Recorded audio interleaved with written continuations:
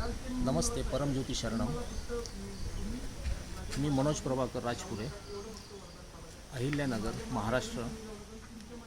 मी S T महामंडळ transport लाईनमध्ये मी job करत होतो. 2005पासून मी भगवत धर्मात आहे आणि 2007 साली या गोल्डन बॉलचं ओपनिंग होतं, त्यावेळेस मी तिथे गेलो होतो. तेव्हापासून मी धर्मामध्ये जुळलेलो आहे आणि चमत्कार तर माझ्या आयुष्यात खूप झाले. कारण मी 2009 साली मोठी श्रीमूर्ती घरी आणली अम्मा भगवानांची आणि त्याची स्थापना घरामध्ये केली, माझ्या हॉलमध्ये स्थापना केली.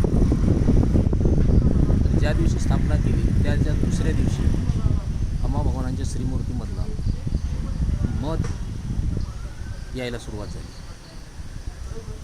हा पहिल्याच दिवशी फार मोठा मिराकल आमच्यासाठी घडला.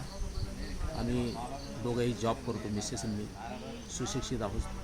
त्याच्यामुळे हा जो चमत्कार आहे तो आमच्यासाठी फार मोठी गोष्ट होती आणि माझ्या मुलांनी पण तो पाहिला. त्यामुळे त्यांचा विश्वास त्यामुळे खूप वाढला आणि माझी पूर्ण फॅमिली अम्मा भगवानांच्या धर्मामध्ये एकरूप झाली. आणि माझी इच्छा होती की माझ्या पूर्ण फॅमिलीने या धर्मात यावं.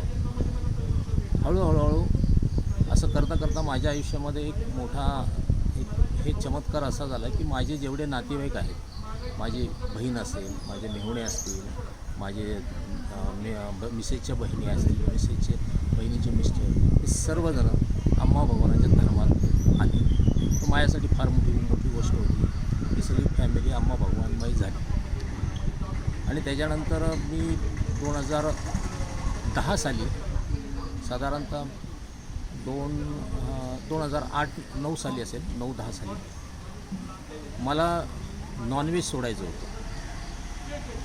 मला व्हेजिटेरियनवरती यायचं होतं. परंतु पूर्वी मी नॉनव्हेज खात असायचो, परंतु आता व्हेज एवढ्या वर्ष मी लहानपणापासून नॉनव्हेज खाल्लं आहे आणि आता ते सोडायचं कसं.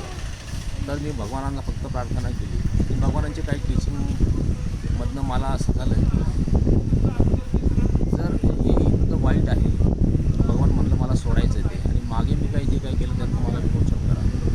त्याच्यानंतर फर्स्ट मी नॉनव्हेज सोडलं. माझ्यानंतर मी प्रार्थना करत राहिलो भगवानांना की माझी पूर्ण फॅमिली व्हेजिटेरियन व्हावी.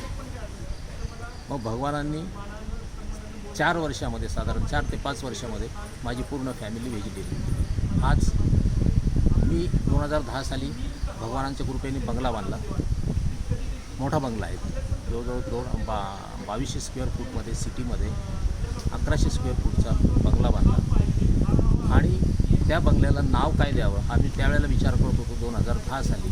पण अंतर्यामी भगवानांनी मला सांगितलं, अनेक नावं आमच्यासमोर आली, अम्मा भगवान, परमज्योती, पुन्हा अम्मा किंवा वडिलांचं नाव, आईचं नाव. परंतु शेवटी अंतर्यामीने असं नाव दिलं मला की बंगल्याला नाव परमज्योती ठेव. मी बंगल्याचं नाव परमज्योती ठेवलं. त्यावेळेला मला माहीत पण नव्हतं अम्मा भगवान परमज्योतीकडे घेऊन जाणार आहे. म्हणजे एंड परमज्योती आहे, परमज्योतीशी कनेक्ट करायचं आहे अम्मा भगवानांना सगळ्यांना. कारण अम्मा भगवान परमज्योतीतून आलेले आहेत, तर मग त्यांना इतरांनासुद्धा गॉड बनवायचं आहे आणि परमज्योतीमध्ये न्यायचं आहे. हे मला ज्यावेळेला हे अम्मा भगवानांचं कन्सेप्ट समजलं त्यावेळेला मला फार हे झालं की मला 2010 साली अम्मा भगवानांनी अंतर्यामी येऊन मला सांगितलं की घराचं नाव परमज्योती ठेव, सगळं परमज्योतिमय होऊन जाईल. आणि ॲक्च्युली तशीच परिस्थिती आहे. पूर्ण माझी फॅमिली परमज्योतिमय आहे, झाली आहे. आणि माझे वडीलसुद्धा, आईसुद्धा, त्यांनी अम्मा भगवानांना पाहिलं. आता वडील वारले, आई वारली माझी. परंतु मिरॅकल सांगण्यासारखे खूप आहेत. परंतु ह्या ज्या गोष्टी, हे चेंजेस. आणि दुसरा एक मिरॅकल आहे की मी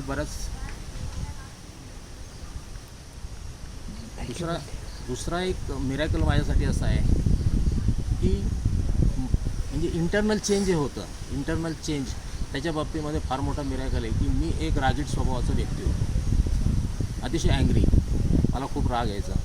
आणि मी त्या ह्याच्यामध्ये एक्सप्रेशनमध्ये कुठली गोष्ट म्हणजे काहीतरी सांगता येत नव्हती, इतका राग मला यायचा. परंतु भगवानाने माझी इनर स्टेट प्रोसेसमधनं हवनमधनं नवरात्री हवन, सहस्रनाम हवन, सुदर्शन हवन, नवग्रह हवन ह्या याच्यामध्ये येऊन प्रोसेस करून माझी इंटरनल स्थिती, अंतर्गत स्थिती एवढी त्यांनी बदलली की मलाच कळत नाही की मी कोण होतो आणि काय झालो. तर हे फक्त अंबा भगवान परमज्योती धर्मामध्ये घडू शकतं आणि त्याच्याबद्दल मी अंबा भगवानांना खूप खूप धन्यवाद देतो की त्यांनी